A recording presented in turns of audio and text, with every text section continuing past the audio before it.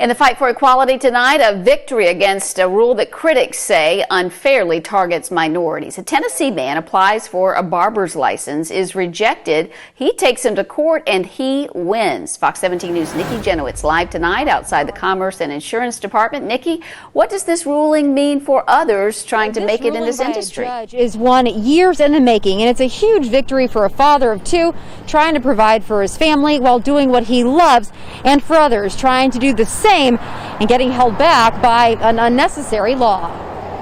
It's a story about a hard-working Tennessee man who says he got punished for trying to do the right thing. After working as an insurance agent and construction manager, Eli Zarate found his passion working as a barber in Memphis, only to find out he had been sold a fake license, got written up for it, and put out of work. It became really difficult when I couldn't work anymore. I started selling my personal belongings, and I asked, what did I have to do to get to become legitimate? And that's when they told me I had to have a high school diploma, and so that just kind of killed my dream even more. The husband and father of two started working with attorney Braden Buchak at the Beacon Center, taking on the State Department of Commerce and Insurance for an unfair layer of red tape, the requirement of a high school diploma to cut hair. You don't need one to be a cosmetologist. You also don't need one to be an emergency medical responder, and you don't need one to be the governor of the state. So this law was not about protecting health and safety of the public. Barbers have to go to 1,500 hours of barbering school to learn how to be a safely trained barber. After failed attempts for political reform by lawmakers, Buchak and Zarate filed the lawsuit back in 2018. On Friday night, a judge ruled in favor of the plaintiff, and it doesn't just mean Zarate can finally get back to supporting his family. Well, it means that the state of Tennessee can no longer require that persons have an unrelated educational level of attainment to the profession itself. Tennessee is one of the states that's seen the sharpest growth in these sorts of licensing restrictions, and the people who most cruelly bear the burden of these sorts of things are minorities and people without means. And the State Department of Commerce and Insurance says that it is reviewing this order and tells us in a statement that it will continue to protect Tennesseans through balanced oversight of regulated professions while enhancing consumer advocacy, education, and public safety. Metro leaders approved $10 million from the federal CARES Act money to go toward mortgage and rent relief for people in Nashville hardest hit by COVID-19. But as Fox 17 News' Nikki Jenowitz shows us tonight, last evening's vote from the Metro Council just the first step in a long process of approvals and applications. So the good news here is, yes, help is on the way for families struggling to make ends meet due to the economic impact of COVID-19. But it may take them weeks, if not months, to actually see any of that money. And that is due in large part to all of the red tape that goes into finding these families. It seems simple. Metro Nashville gets $120 million in federal money through the CARES Act.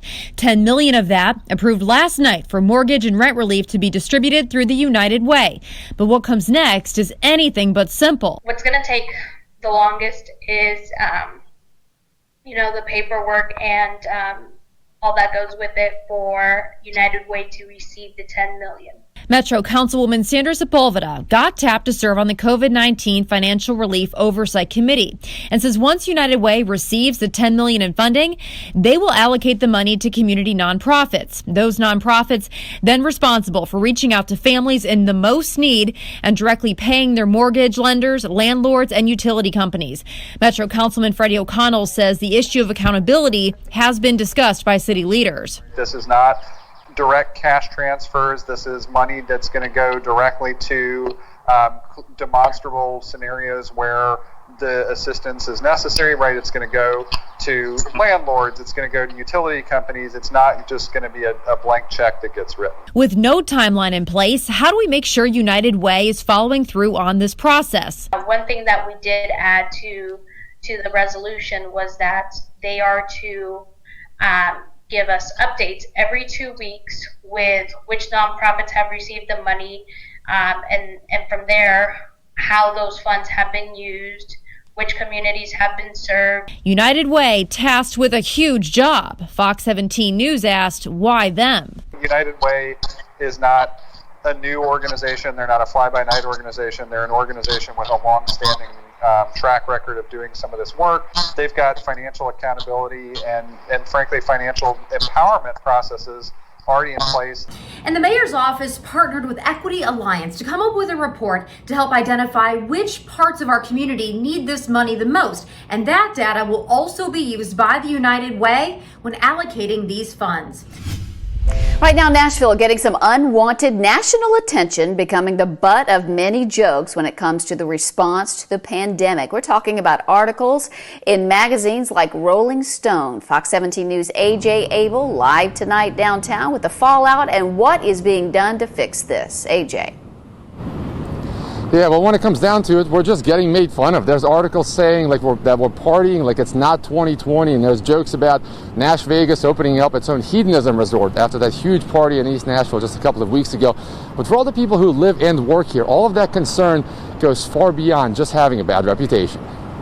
This was pre-pandemic Broadway, packed with tourists and pedal tavern-loving bachelorettes. Yeah! And this is Broadway in the recent weeks, also packed with tourists and pedal tavern-loving bachelorettes. And the nation is noticing. TMZ has previously dubbed the city No Maskville. Today, Rolling Stone had an article titled, "Welcome to Nashville, where we're just realizing there's a pandemic." It talked about the infamous East Nashville party that prompted the White House to respond and about transportainment. Mayor Cooper recently banned party buses, so some took a chance and they went to Franklin. One even branded itself as the Rowdy Rona. It doesn't just feel like we're on the Titanic and we're not being offered a lifeboat. It feels like we're being asked to keep the party going. Nora Cooper is a bartender and a server, and she says she felt sick at work one day, but she was told to finish out her shift. We were also sent a memo to the entire staff instructing us to not get tested, that we had been safe, and to not pursue any further medical testing unless we were specifically told to by our management.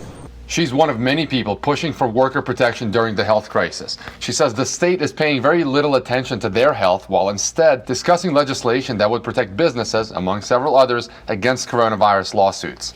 I also asked Mayor Cooper how he's addressing Nashville's notoriety issue, but I did not receive a response.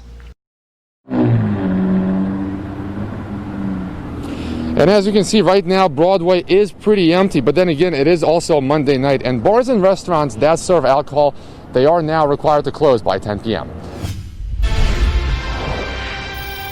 SEC football is still on for now, and tonight the commissioner is responding to the Big Ten and the Pac-12's decision to postpone all fall sports. Fox 17 News' Erica Glover live tonight with reaction from the coaches, the students, and also the president's reaction to the fall sports being canceled. Well, Stacey, college football is a billion-dollar industry, but now teams are facing a season of uncertainty. The Big Ten and Pac-12 announcing today that, hey, they are not playing college football due to the pandemic. They're not going to play it in the fall, but now fans are wondering what is going to happen with the Southeastern Conference.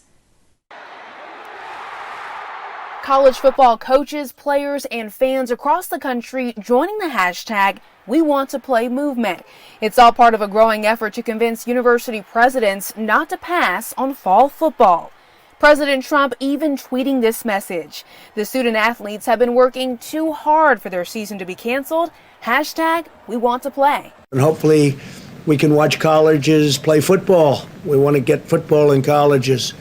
These are young, strong people. They won't have a big problem with the China virus. Tonight, the Big Ten and Pac-12 are the first college sports power conferences to back down due to COVID-19. The Big Ten says football could kick off again in 2021. Meanwhile, Louisiana State University's Ed Orgeron says the game will go on. There's going to be a wave. We have to overcome that wave. That's why we put our season back to September 26th. I think come September 26th, we're going to be ready to go. SEC Commissioner Greg Sankey taking to Twitter Tuesday afternoon, sharing this statement, which says in part, I look forward to learning more about the factors that led the Big Ten and Pac-12 leadership to take these actions today. I remain comfortable with the thorough and deliberate approach that the SEC and our 14 members are taking to support a healthy environment for our student athletes.